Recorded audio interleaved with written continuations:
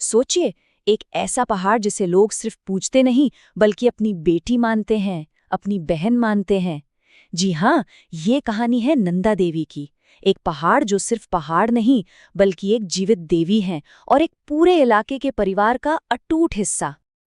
और इस रिश्ते की गहराई वो इस एक कहावत में सिमट जाती है जो उत्तराखंड में घर घर में सुनाई देती है। नंदा मेरी बहना, गौरा मेरी माई।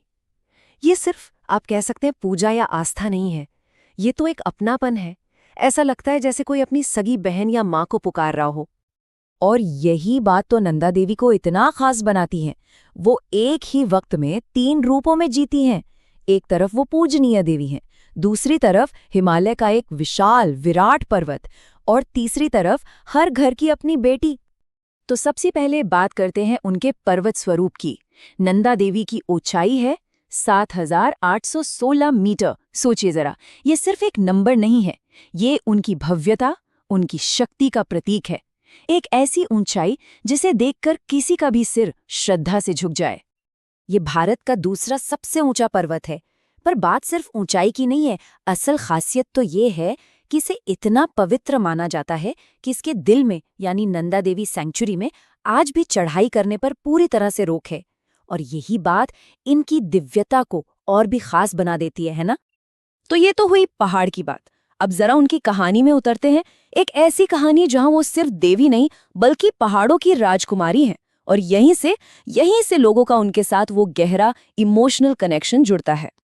तो देखिए, मान्यता ये है कि नंदा देवी कोई और नहीं बल्कि देवी पार्वती का ही एक रूप है।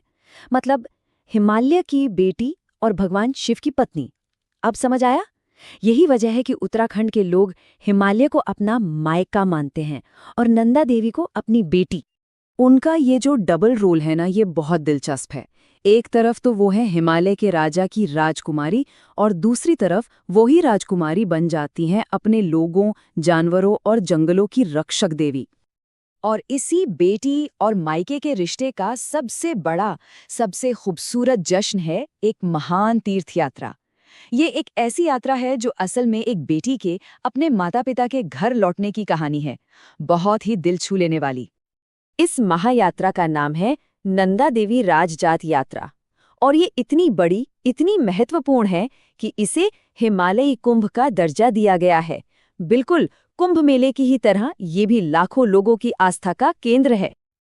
अब ये यात्रा इतनी खास क्यों है? पहली बात, ये हर 12 साल में सिर्फ एक बार होती है। जरा सोचिए, कई लोगों के लिए ये जिंदगी में एक बार का मौका होता है। कितना दुर्लभ, कितना पवित्र।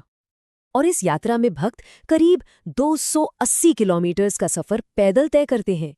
ये सिर्फ चलना नहीं है, ये मुश्किल पहाड़ी रास्तों पर भक्ति और हिम्मत की एक जबरदस्त परीक्षा है। और ये सब चलता है पूरे 22 दिनों तक। इन 22 दिनों में लोग साथ चलते हैं, गाते हैं, एक दूसरे का सहारा बनते हैं। ये उनकी अटूट आस्था को दिखाता है। यात्रा की शुरुआत होती है चमोली के नौटी गांव से, और इसकी अगुवाई कौन करता है पता है? एक 4 सींगों वाला मेढ़ा, जिसे देवी का प्रतीक और संदेशवाहक माना जाता है। ये पूरी यात्रा होमकुंड झील पर जाकर खत्म होती है, और वहां उस मेढ़े को आगे पहाड़ों की ओर भेज दिया जाता है। ये एक सिंबॉलिक पल होता है। ये देवी नंदा की अपने ससुराल यानी कैलाश पर्वत की ओर विदाई है। एक ऐसा लम्हा जिसमें खुशी भी है और थोड़ी सी उदासी भी, जैसे एक बेटी को विदा किया जा रहा हो। लेकिन ऐसा बिल्कुल नहीं है कि नंदा देवी के लिए श्रद्धा सिर्फ इस 12 साल वाली महायात्रा तक ही सीमित है। अरे नहीं, ये भक्ति तो लोगों की जिंदगी का हिस्सा है, और ये जिंदा रहती है पूरे उत्तराखंड में साल भर चलने वाले त्योहारों और मेलों में।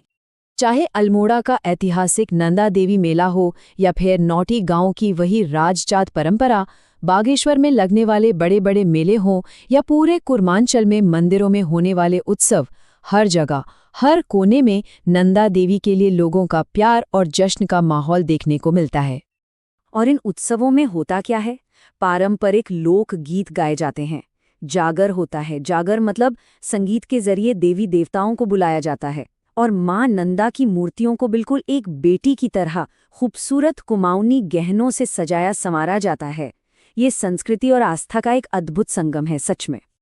तो आखिर में सवाल यही उठता है कि नंदा देवी अपने लोगों के लिए असल में है क्या? वो सिर्फ एक देवी या एक पहाड़ नहीं है, वो इससे कई बढ़कर एक बहुत ही शक्तिशाली प्रतीक है।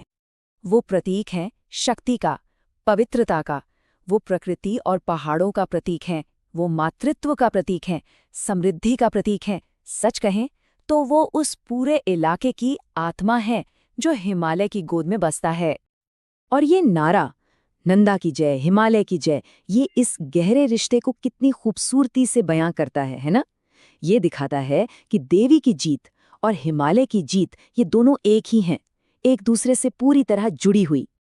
तो इसी एक सवाल के साथ हम अपनी बात खत्म करते हैं कि जब प्रकृति हमारे लिए सिर्फ एक चीज न रहकर हमारा परिवार बन जाती है, तो हमारी दुनिया कैसे बदलती है?